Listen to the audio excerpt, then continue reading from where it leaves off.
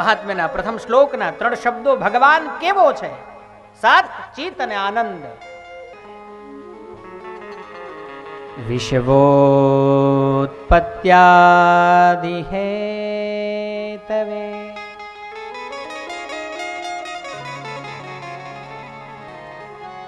આ વિશ્વની આ બ્રહ્માંડની ઉત્પત્તિ કરે છે, સ્થિતિ એટલે એનું સ્થાપન કરે છે, સંચાલન કરે છે, પાલન કરે છે, પરિપાલન કરે છે.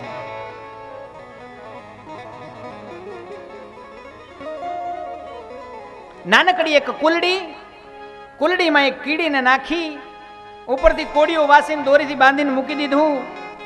સાયંકાળનો સમય થયો અને અસ્તાચળ ઉપર ભગવાન સૂર્યનારાયણે આવી અને રન્નાદેનું બારણું ખખડાવ્યું, બારણું ખોલ્યું. તમે વાતો કરતા હો છો કે હું ઉગું તે આથમું, ત્યાં સુધીમાં કોઈ જીવ ભૂખ્યો રહેતો નથી. આ આથમીને તમે ઘેર આવી ગયા, એક જીવ ભૂખ્યો છે? હોય જ નહીં, ક્યારેય ન બને. એક કણ જમતી હોય કે મણ જમતું હોય, જેનો જેટલો ખોરાક છે એને એટલો પ્રાપ્ત થાય અને થાય. અને રન્નાદે ખોલ્યું, ઢાંકણું ખોલ્યું અને કહ્યું કે જોઈ લો, તમે જુઓ, આમાં કીડી છે અને ભૂખી છે, એને કંઈ ખાધું નથી. ભગવાન સૂર્યનારાયણ કહે છે મારે જોવાની જરૂર નથી, મને મારા નાથ ઉપર પૂરો ભરોસો છે, તું જો.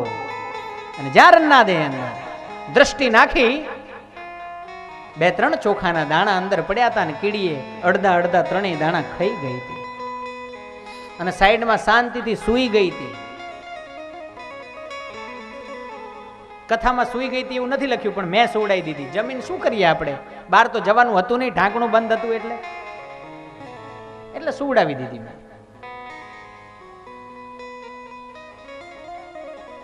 કીડીને કણ, હાથીને મન દેનારો એ છે. આપણે પાછા વારંવાર બોલીએ, દાંત દીધા છે તો ચાવવાનું દેશે, પણ ભરોસો 1 પૈસાનો નહીં એના ઉપર. સચ્ચિત આનંદ એ પરમાનંદ ઘન ઘનશ્યામ શું કરે છે? આ જગતની ઉત્પત્તિ કરે છે, સ્થિતિ એટલે એનું સ્થાપન, સંચાલન, પાલન અને પરિપાલન કરે છે. અને વળી પાછો સમય પૂર્ણ થતા એનું સંહરણ કરે છે. આ એની ક્રિયા છે સૌથી મોટી, આ એનો ધંધો છે, આ એનું કાર્ય છે. આ ભગવાનનો કાર્ય સ્વભાવ છે. પહેલો હતો એ ભગવાનનો સ્વરૂપ. ભગવાનનું સ્વરૂપ કેવું છે? તો સત, ચિત અને આનંદ. એટલે સ્વરૂપ સ્વભાવની વાત કરી, અહીંયા કાર્ય સ્વભાવની વાત કરી. કાર્ય સ્વભાવ કેવો છે? તો જગતની ઉત્પત્તિ, સ્થિતિ અને લય કરનારો છે. આનાથી મોટી કંઈ તમારાથી થઈ શકતું હોય તો કરો.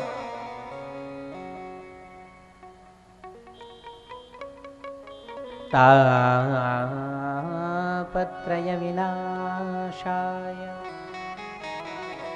શ્રી કૃષ્ણાય વયમ નમઃ. શું કહ્યું? એટલું જ નહીં, આધિદૈવિક, આધિભૌતિક અને આધ્યાત્મિક આવા 3 પ્રકારના તાપનો નાશ કરનારો છે. આ એની કૃપાની વાત કરી, એના કૃપા સ્વભાવની વાત થઈ. આવો જે ઈશ્વર, એને કૃષ્ણ કહીએ છીએ. કેમ?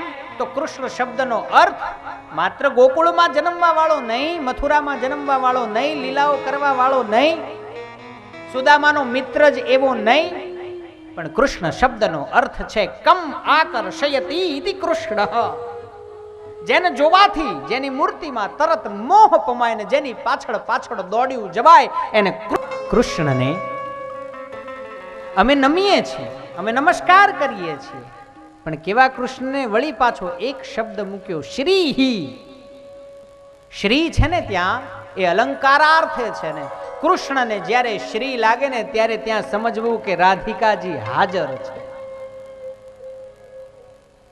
કારણ કે કૃષ્ણારાધનનો જે ભાવ છે એ જ રાધા છે, અને રાધસ શબ્દ ઉપરથી જ રાધા શબ્દ આવ્યો છે.